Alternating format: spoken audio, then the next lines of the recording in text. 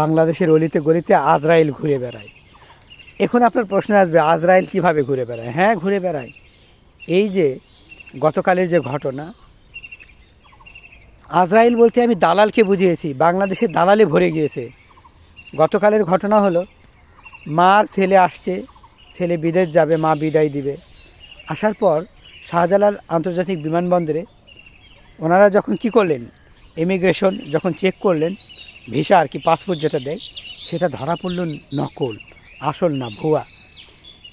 এটা এতটা কষ্টকর যে একজন বাংলাদেশের যুবকরা বেশিরভাগ বেকার থাকে, আর বেকার হলো বাংলাদেশের জন্য অভিশাপ। এই অভিশাপ থেকে মুক্তি পাওয়ার জন্য যখন কোনো দালালের মাধ্যমে, সরকার এগুলো দেখবে না, সরকার জানে না এই দালালকে সরকারই পোষে। সরকার কি জানে না এগুলো, যে দালাল বাংলাদেশিদের জীবন নষ্ট করে দিচ্ছে, শেষ করে দিচ্ছে, এবং বেকারত্বের হার বৃদ্ধি করে দিচ্ছে, মানুষকে পঙ্গু করে দিচ্ছে, মানুষের জীবন কেড়ে নিচ্ছে? জানে না সরকার? জানে। এরপরও দালালদের কেন এই যে লাইসেন্স দেওয়া হয়? আমার কথা হলো, বিদেশে তুমি যদি ঠিকমতো কাজ দিতে না পারো, বা বিদেশে সঠিক কাগজপাতি যদি না দিতে পারো, ডকুমেন্ট যদি তোমার 2 নাম্বারে হয়, তাহলে তারা কিভাবে লাইসেন্স পায়? কারণ সরকার এদের থেকে হয়তো টাকা পায়, যার কারণে এই আজরাইলদের ছেড়ে দিছে, যা তোরা বাংলাদেশিদের ভিখারি বেনে দে, বাংলাদেশের মানুষের জীবন নষ্ট করে দে, এবং এদেরকে ফকির বানিয়ে দে, এবং এদের প্রাণ পর্যন্ত কেড়ে নে।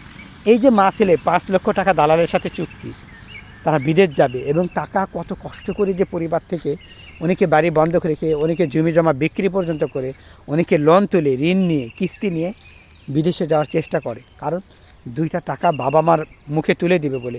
এই যে ছেলেটি মাটি কান্না করছে, মা জানি না এটা ভুয়া ভিসা, কত আশা করে নিয়ে আসছে। ওনারা যেতে চাইছেন সম্ভবত, ওনাদের ভিসায় বুঝলাম যে মালয়েশিয়া, ওই জায়গাটার নাম লাওস। উনি অতটা তারা শিক্ষিত না। দালাল শিক্ষিত বলতে আর মূর্খ বলতে কিছু বোঝায় না। দালালরা সকলকে কিভাবে শেষ করে দিবে এই চিন্তাতে তারা ব্যস্ত। এরা হলো আজরাইলের মতো, মানুষের জীবন প্রদীপ নিভে দিবে, নষ্ট করে দিবে, মানুষকে পথের ভিখারি বানাবে। টাকার লোভে এরা সব কিছু করতে পারে। আমার কথা হলো, যারা এই ছেলেকে ভুয়া ভিসা দিয়েছে, তাকে প্রকাশ্যে ফাঁসি দেওয়া হোক। যারা দালাল হবে, যারা মানুষের ক্ষতি করবে দালালি করে, তৃতীয় পক্ষ, এদেরকে বাংলাদেশে কোনো স্থান নাই। এদেরকে প্রকাশ্যে ফাঁসি দিতে হবে, এবং এদের লাইসেন্স বাতিল সহ ফাঁসি। কারণ কোনো কথা নেই, যারা এই 2 নাম্বারে করবে, টাকা নিয়ে যারা ভুয়া জিনিস দিবে। আমি তো টাকা দিছে অরিজিনাল ভিসার জন্য, আমি তো ভুয়া ভিসার জন্য টাকা দিইনি। তাহলে আমার অরিজিনাল ভিসার টাকা নিয়ে যারা ভুয়া ভিসা দিবে, তাদেরকে ফাঁসি দিতে হবে, এবং প্রকাশ্যে জনসম্মুখে ফাঁসি দিতে হবে। কারণ নতুবা বাংলাদেশ থেকে এই আজরাইলগুলো তাড়ানো যাবে না।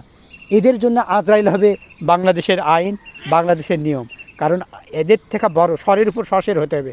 আসল আজরাইল এদেরকে দেখিয়ে দিতে হবে, তবেই এই 2 নাম্বারে আজরাইলগুলো কি হবে, বাংলাদেশ থেকে শেষ হয়ে যাবে। নতুবা এই 2 নাম্বারে আজরাইলের কারণে কত মানুষ বাংলাদেশে ফকির হয়ে গিয়েছে। আপনারা অবাক হয়ে যাবেন, আজকাল জাল এবং ভুয়া ভিসার ছড়াছড়ি, এবং মানুষ কে কার থেকে পারছে টাকা নিয়ে খাচ্ছে। একটা জায়গায় দেখলাম, আমাদের এখান থেকে একটা ছেলে বিদেশ গিয়েছে, তার ভিসার মেয়াদ হলো মাত্র 3 দিন। তাহলে 3 দিনেও কী করবে? এবং আরও কষ্ট লাগলো, আমাদের এখান থেকে আরও কিছু ছেলে পেলে বিদেশ গিয়েছে, যাওয়ার পর দেখা গেল সেগুলো অরিজিনাল কোনো ভিসা ছিল না, এবং মেয়াদ থাকে কতগুলো 3 মাসের, অথচ 5 মাস, 5 বছর, 6 বছর, এবং 1 বছরে মেয়াদ থাকবে বলে তাদেরকে পাঠানো হয়। গিয়ে দেখে মেয়াদ নেয় 3 মাস, 3 দিন, এবং অনেকে গিয়ে দেখে কাজ নেয়, এবং তাকে কোম্পানির নাম বলেছে, সেই কোম্পানিই নাই। এই যে মানুষের সাথে 2 নাম্বারি করা, মানুষকে কষ্ট দেওয়া, টাকাগুলো হাতিয়ে নেওয়া, এবং মানুষকে সেই অনুযায়ী কাজ না দেওয়া, এবং অরিজিনাল ভিসা বলে মানুষের থেকে টাকা খেয়ে 2 নাম্বার ভিসাগুলো দিয়ে মানুষের জীবনটা নষ্ট করে দেওয়া, এই যে নকল ভিসায় তাকে আটকানো হলো, এই ছেলের ভবিষ্যৎ কী? এবং কত দালালরা মানুষের থেকে কত টাকাগুলো নিয়ে তারা উধাও হয়ে যাচ্ছে, যা বলার মতো না। এই দালালগুলোর ব্যাপারে কিন্তু থানায় মামলাই হয়, এবং এলাকাবাসী জানে, কিন্তু এদের এতটা শক্তিশালী নেটওয়ার্ক, এদের সাথে কেউ পেরে উঠতে পারবে না। কারণ আমাদের এখানে যে দালাল আছে, কত মানুষকে ফকির বানিয়ে দিছে, এবং থানাও তাকে কিছু করতে পারেনি। কারণ হলো তাদের নেটওয়ার্কটা খুবই শক্তিশালী, খুবই স্ট্রং। যাই হোক, এখনই আমি একটাই দাবি করব, যারা মানুষের এই যে জাল বা ভুয়া ভিসা দিচ্ছে, তাদেরকে প্রকাশ্যে ফাঁসি দেওয়া হোক। কারণ আমরা জাল এবং নকল কোনো ভিসা আমরা চাই না।